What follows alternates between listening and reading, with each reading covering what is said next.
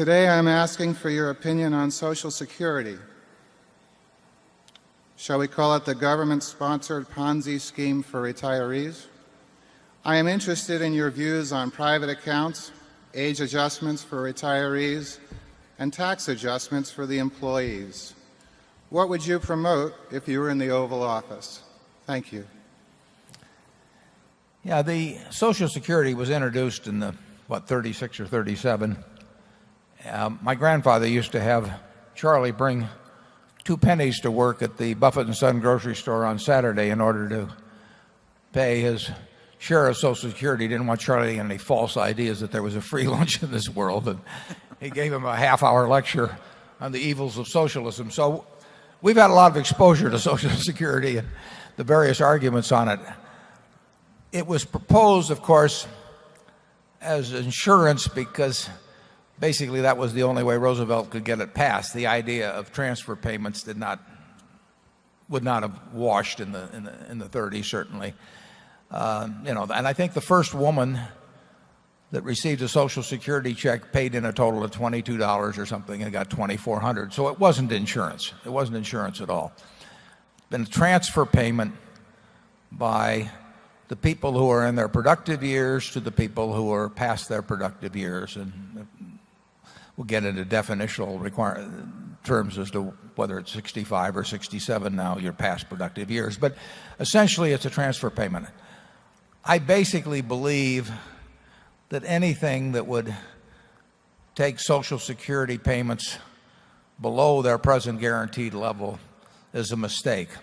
I think that in this country, extraordinarily rich country, that the people in their productive years can take care of those outside in both areas, even though the ratio of productive to non-productive has changed and is changing.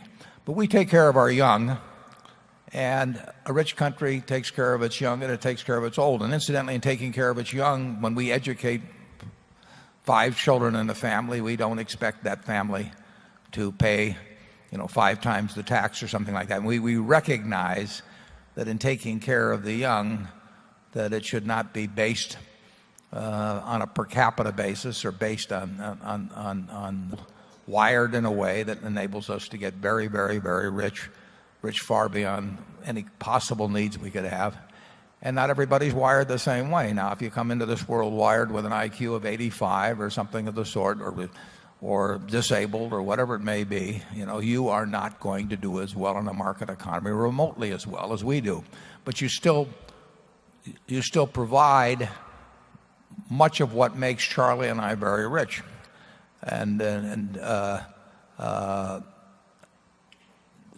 it comes to fighting in Iraq or something of the sort, that becomes an equal opportunity type thing. But when it comes to making a lot of money, it's not equal opportunity in this country. So I believe that a rich country like ours should not give lower benefits than what takes place now. And I certainly don't think that we've got all kinds of mechanisms for saving that are extremely good. We have 401ks in this country. We have taxes on dividends and capital gains at 15%.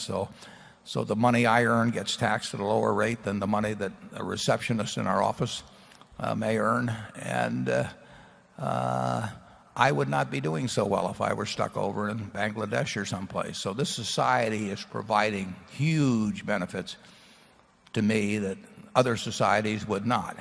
And I think that the obligation for the people who do well in this society is to provide a reasonable level of sustenance for those beyond their productive years. We've got the capability to do it. Right now we quit taxing for Social Security at $90,000. But and that means that everybody in my office is paying, or most of them are paying 12.2 or 12.4%, counting what the company contributes toward this. People talk about double taxation of dividends. They're getting taxed for Social Security and they're getting taxed for income on their income, and they're paying a higher rate or an equal rate overall in many cases to the same rate compared to the rate that I pay. And I think that's sort of nonsense in the society. So I don't want to do anything that hurts the level of the bottom 20 or 30% in terms of of their income. I see people living with fear about health care, living with fear about running out of money in their old age. And I think a society should try to minimize the fear that their inhabitants experience. And that doesn't mean just fear of getting mugged or something. It means fear that the last 25 years of their life they're not going to have much income. So I would, and the degree to which the administration or other people are worrying about the deficit in Social Security 25 years out, when they have a $500 billion deficit excluding the Social Security surplus now, I mean, it just strikes me as nonsense. Here we are deploring something that's going to happen in 20 years that's a fraction of what is happening right now while they're cheering, basically, and talking about further favoritism in the tax law. So I have great trouble with people that say, that the system can't sustain. Right now, 4 and a fraction percent of our GDP goes to Social Security. 50 years from now, 6%, 6 and a fraction percent. Well, believe me, our GDP will be far larger 50 years from now, and going from 4% to 6% does not strike me as a terrible prospect. If you ask me what I would do to change it now, I would means test it. I would lift the $90,000 way up. In fact, I might apply it, on all income. Then you'd really get people's attention. And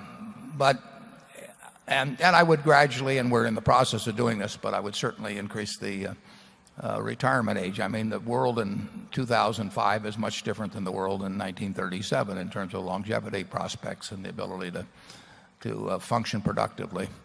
Charlie, what do you say? Well, that's the view from Berkshire's Democratic chairman.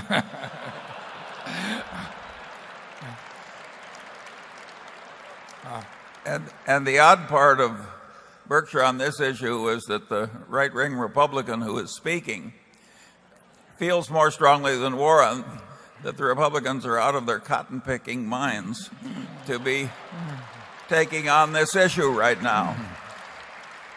I do not, if the country is going to get richer at 1 or 2% per annum for a long time ahead, and it's going to have more old people who are living longer and spending money on medical care, the idea that eventually a higher share of GDP would be going through Social Security to retirees and so on that we now have is not anathema to me. It's an exactly logical way to be spending money under different circumstances.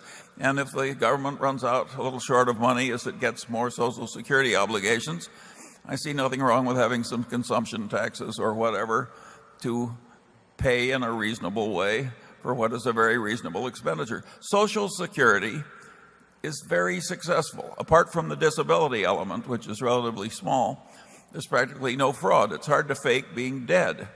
And furthermore, it's a reward for work. All kinds of people are working in this country because they want to eventually qualify for Social Security. Just as many people are doing dangerous military service because they want the pension that will come eventually. So Social Security is a very capitalistic institution with profoundly good effects.